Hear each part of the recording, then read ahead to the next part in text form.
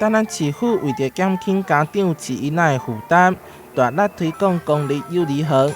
去年7月份，率先推出公立幼儿园延长照顾服务，一个人加当开班，照顾到下晡6点。同时向中央建议降低收费。就读公幼的家长啊，事实上他们课后的延托，还有就是寒暑假，因为他们有寒暑假，所以这种情况之下呢，家长在寒暑假就要自己去找他们托育的场所。对家长来讲，一个月大概算一算要将近9000以上到1万。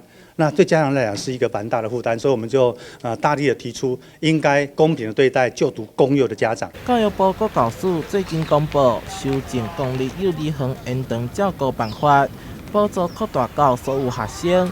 课后延长照顾每点钟只要35块，寒暑假期间上最收费2000块，就是采纳台南经验政策。全国家长拢收费。可能对那些双薪家庭的话，他们在接送小孩上面有一点弹性的空间。如果我今天有在工作的话，我觉得应该是一个很好的政策。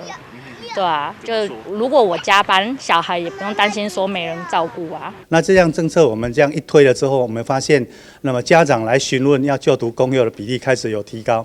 那我们寒假呢，那么来提供这样的服务的百分比已经达到了96%。教育局预计新制实施了后，参加延长照顾的学生将大幅增加，家长唔免阁烦恼收费收悬，对着未来公立幼儿园的招生也非常有帮助。